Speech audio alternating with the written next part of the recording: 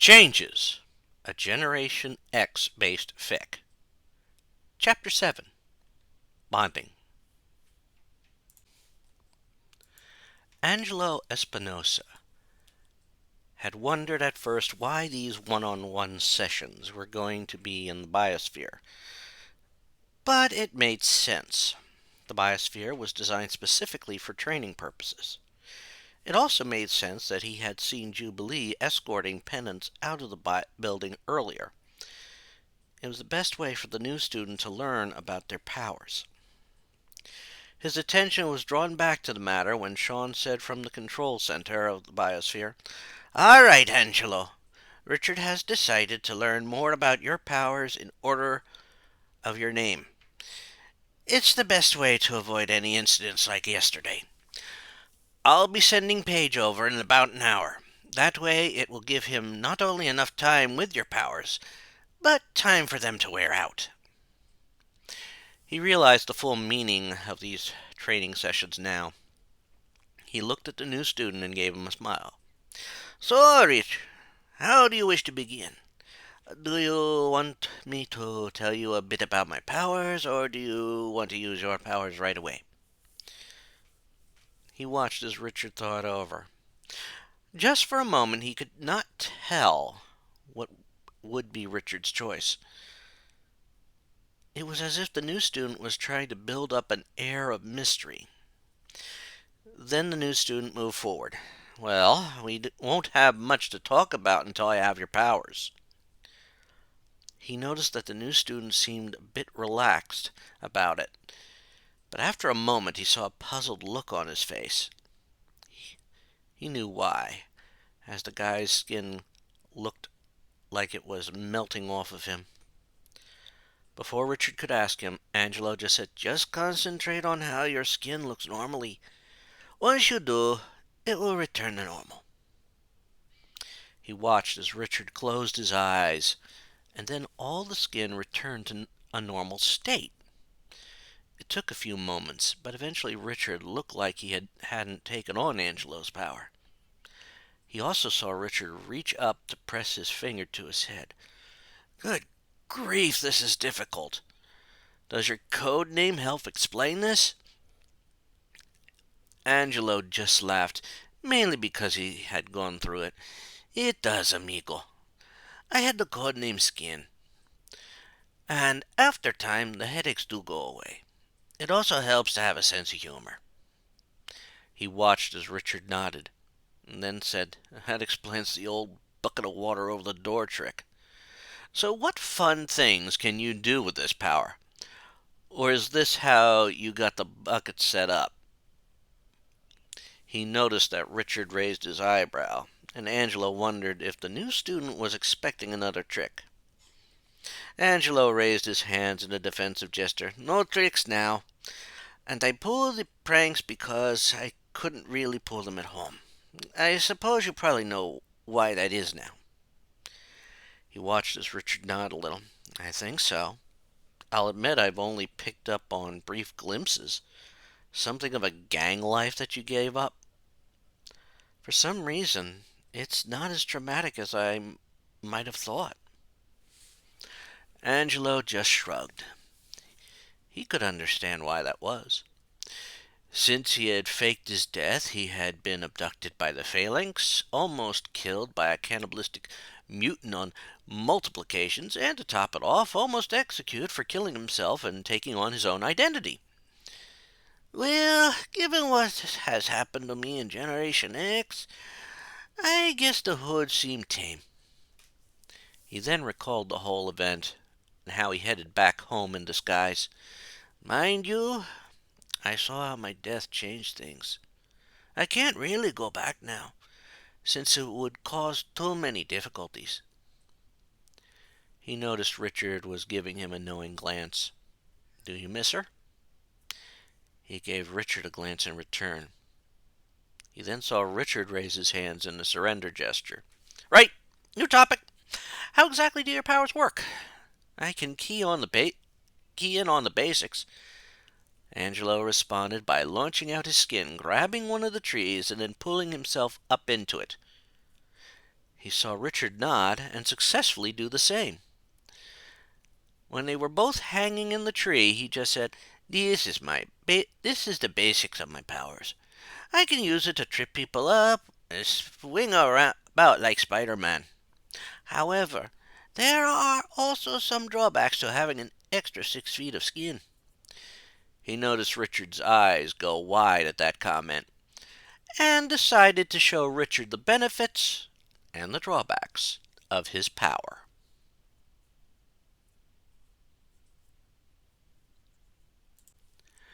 Paige Guthrie looked around the biosphere, wondering where the new student was hiding.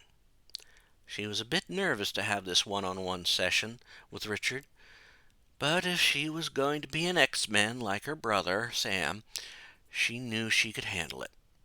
When it came down to it, this was one of the easier things to handle, next to the normal schoolwork. She knew Jubilee might disagree with her, especially when it came to math, but things like this were a bit more difficult in her mind. She was so focused on that thought that she jumped when a rustle came from the tree in front of her, and Richard carefully lowered himself from it. "Sorry, Paige, I didn't mean to startle you. Angelo's powers just wore off." She could tell that as he lowered himself, it was a little awkward, like he didn't do a lot of climbing at all. She calmed herself down and tried to laugh it off. "It's all right, Richard. I take it you're ready to learn about my mutant powers?" She wondered how he felt about taking on her powers. Some would think her power was disgusting, but she was all right with that. It had come in useful many times. She watched as a wry grin crossed his face. "Well, given that Angela only said that you rip your skin off, I'm both worried and slightly fascinated." She then watched as he stepped forward. She waited for a moment, wondering how his body would adapt. After a moment, while no physical change had occurred, she saw him nod. "All right. How does this ability work? And what is your code name?" She rolled up her sleeves and held up her one arm before answering. "Well, my code name is Husk. As for how the power works, first you focus on what you want the skin to be, and then you do this." She dug her fingers into her skin and ripped. To anyone unfamiliar with her power, they would have expected a lot of blood with the action. What actually happened was her skin ripped away like paper, leaving an arm of pure diamond. She heard Richard let out a low whistle. "Whoa. And you can do the same with that?" She nodded, and she could see he was impressed. He then looked at his own arm and started doing the same. "I can only imagine the havoc this caused on your outfits. Also, do you change back on your own without—" She heard him trail off, obviously unsure of how to continue the question. She crossed her arms in front of her as he revealed a hand and arm of pure obsidian. "Yes, if I don't change back on my own, I change back over time. It is handy for enduring some fights, or quickly fixing some wounds." She looked at the stunned look on his face, and then said, "And yes, it has caused some problems when I shed a full uniform and changed back. By the way, black definitely suits you." She watched as he looked at his arm, and then blushed. "Thanks, but you better not let Penance hear you say that. She might get jealous of you." She then saw him regain his composure, and then look at her. "Besides, I think you have a guy here who cares for you. He's just unsure of how to express it." She thought about that for a moment. Had that been Jono's problem at Thanksgiving, causing him to shout at her in anger? She wondered if he felt bad about doing it, and she quickly realized he did. It must have been something Richard had picked up on during his brief time holding Jono's powers. She was thinking about that until she noticed that Richard had managed to shed the skin he had changed. All of a sudden, an idea hit her. She looked at him, and then looked around the biosphere. "Richard, I was just wondering if you'd like to join me jogging. I know you said you weren't usually an early morning person, but it might help, since penance is on the agile side." She watched as he thought about it for a moment. She wondered if he was already thinking about the possible future the two might have. She then saw him nod. "I think I might do that. I could use a little more exercise. What time do you usually go jogging?" She smiled and responded, "I usually go out around 6:30, after I do a morning workout. We'll meet in the kitchen then." He nodded, and she decided that would be enough for today. Besides, she didn't want Jubilee freaking out if when she arrived Richard was using an ability that Jubilee found disgusting.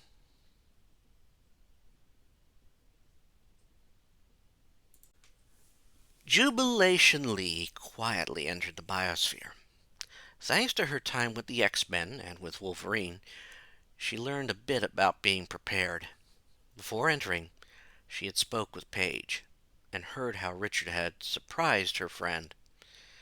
Jubilee was not about to let that happen to her. If someone was going to surprise anyone, it would be her.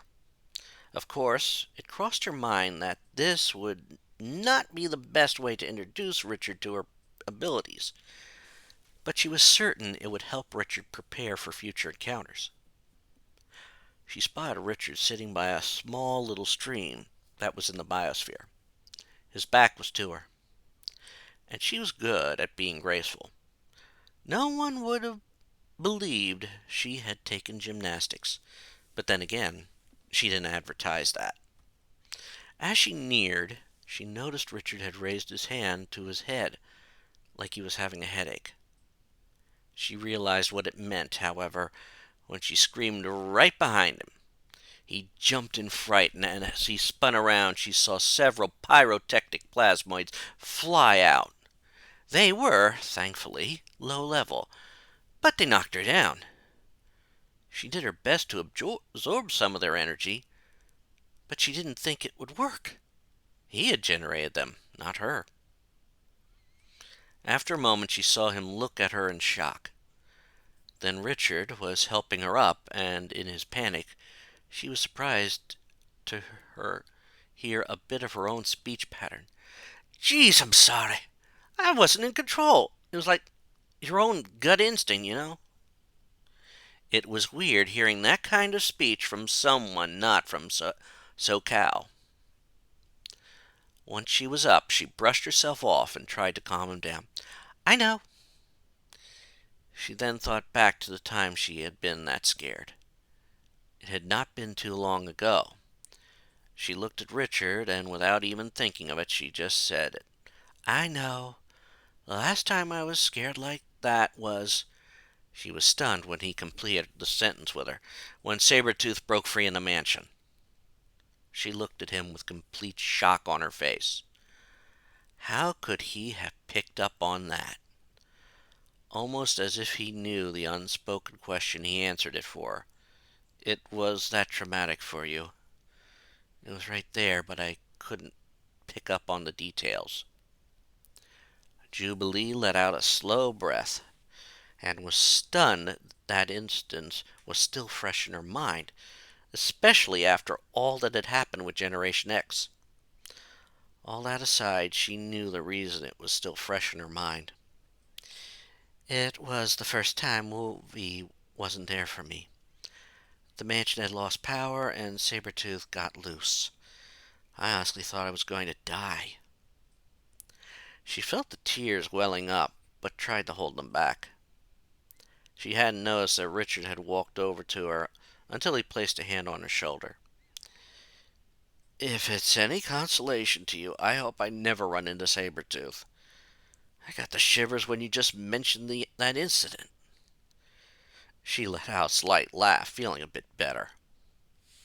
She noticed a slight smile cross Richard's face, as if the laugh made him feel better about bringing up the memory. He then removed his hand from her shoulder and said, "Sorry about the plasma attack also. I also hope I'm not being mean in asking this, Jubilee, especially after bringing up that memory. But what was it like, being an X-Man?" That question startled her. After all her time with Generation X, no one wanted to hear her even utter the phrase, "When I was with the X-Men." She gave him a dubious look as she responded, "You honestly want to hear those stories? No one here wants to hear them." His response was more surprising than the request. "Jubilee, don't take any offense at this, but what you lack in maturity, you make up for in experience. Heck, from what I can tell, you have to be at least 7 years younger than me, and you have more experience in using your powers than I have using my own."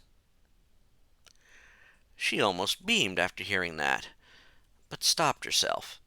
Some instinct told her that he was enjoying this. She just gave Richard a wry smile and said, "You are just enjoying this. How many others here do you plan to surprise in some way?" She watched him act like he was thinking about before finally answering. Well, it all depends on how jealous Penance might get. She is cute, and I don't want her to think I'm flirting." That made Jubilee chuckle. In fact, she was chuckling so much that she missed his next question until he repeated it. "So, is Jubilee your code name or your real name?" She sighed, thinking back to another lifetime. It was not a name she used a lot, mainly because only her parents had used it. Still, it did not hurt to share that bit of information. "Yeah, that's my nickname. My real name is Jubilation Lee. My parents had named me that after they arrived in America. Friends and classmates seem to prefer calling me Jubilee. It sounds a bit better than my full name." She smiled, noticing that Richard was nodding in agreement. "Doesn't directly go with my powers, unless you figure that there are fireworks at a celebration." She saw Richard nod in agreement. And then came the next question. "So, how did you get to be with the X-Men? Did they come and find you, or—" Before he could finish the question, she answered, "It's a long story, but it starts with me entertaining kids at a mall in SoCal after my parents had been killed. I can tell you the full story later, but we should be focusing on powers." She watched as he held up his hands, and she figured she answered a bit harshly. "Fair enough. Let me ask this. How powerful is this ability, and is it dangerous?" She felt the life drain out of her at that moment, recalling one time when she let loose with her powers. It had been years since that incident, but it was still fresh in her mind, the anger that had been behind that blast. She then remembered how Richard reacted as she approached him. His actions had been like he was having a headache. "I won't lie. If I get angry, it is hard to control the sparks. One time, when I found the people who had killed my parents, the blast demolished a house." She had not expected what Richard did next. Some people staggered back when they heard that. Richard went pale and carefully sat himself down. "That's not a comforting thought. I mean, that headache I had as you approached, I only briefly touched on those things. You may not think it, but your life hasn't been as traumatic as others here. I don't want to think what might happen if I have your powers and I lose my temper." She blinked at that, remembering his reaction to finding out Emma probed his mind.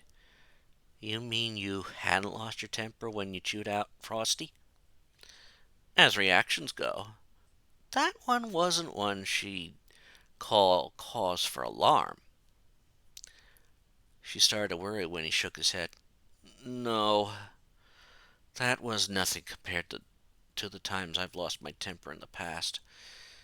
I have a bad habit of keeping my anger bottled up. Let's just hope I don't lose it if I have your power." Her eyes went wide when he said that. All of a sudden, she had visions of something happening like the time Paige tried to kiss Jonah. The only exception was that in the vision, it wasn't a wall that was leveled, it was the campus. She now saw that if Richard's anger was unleashed, he would be more dangerous than all of Generation X's known foes combined. She looked at him, and in hopes of breaking any tension that this talk created, said, "Richard, remind me to stay away from you when you're mad." She decided to step back for a moment, and heard Richard say, "Jubilee?" When she looked right at him, he just smiled. "Jubilee, remember to stay away from me when I'm mad." The tension that moment had created was gone, and Jubilee couldn't help but laugh. She then decided maybe now was the time for a quick story, and decided to tell her new classmate about the time she saved Wolverine.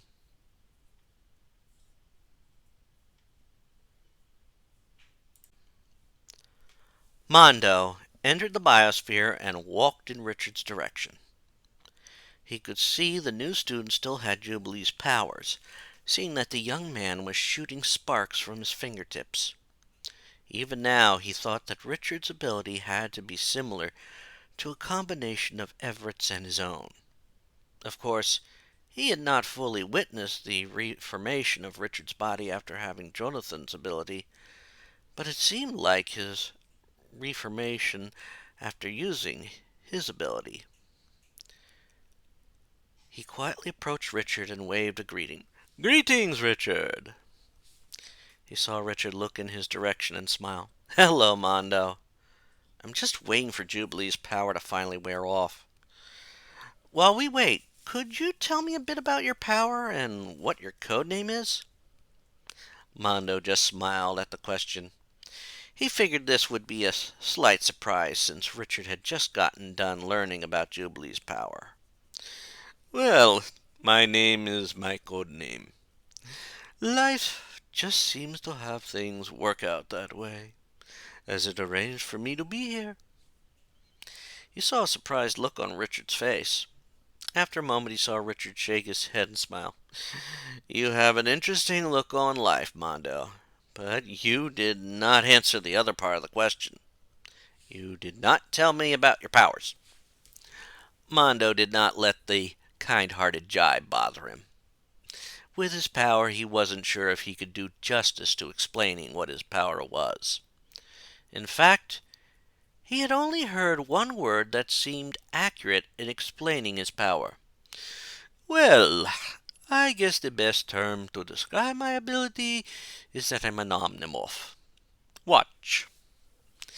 He then placed his hand on the ground and let his ability kick in. Soon his hand started transforming into the ground he touched, and the transformation started moving up his arm. He noticed that Richard had a look that could only be described as dawning comprehension. Then the new student moved forward and did the same. "It looks simple, but something tells me this is only a small part of it. Let me try." Almost instantly, Richard had taken on his power and was doing the same. Mondo was both amazed and impressed as both of them now appeared to be the same ground they were touching. "This is an interesting ability, Mondo. But what all can you do with it?" Mondo smiled with delight at that question. It was one of his favorite things to do with his ability. "Ah, now this will make it more interesting. Come along." With that, he and Richard melted into the very ground they were absorbing. Soon they had traversed the entire length of the biosphere. It was easy to lose track of time in that form, but Mondo did not worry about that.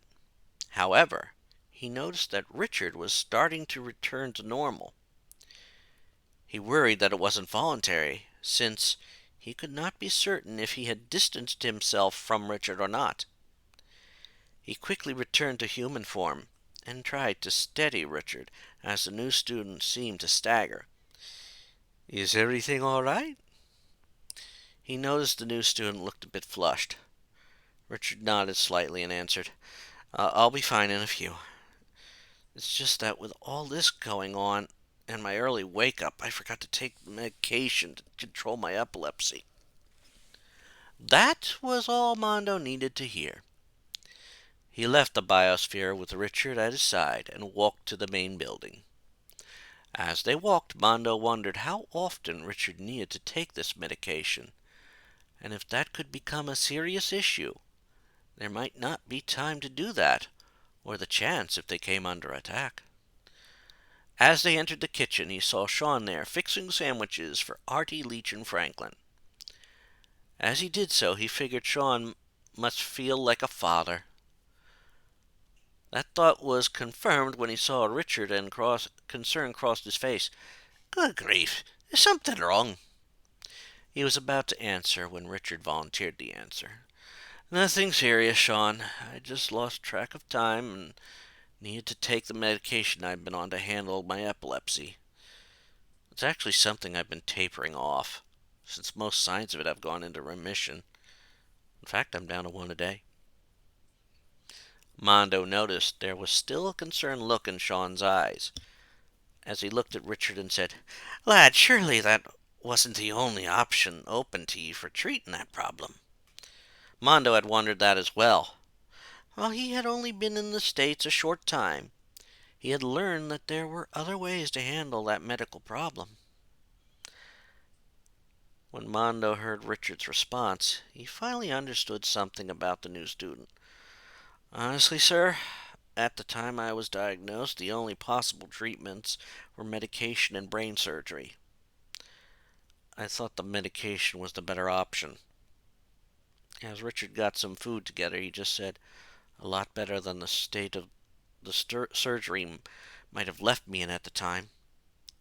If such an option had been presented to him, he would have thought the same as Richard, and maybe even had some of the views on life he had so far shared during the short time he's been at the school.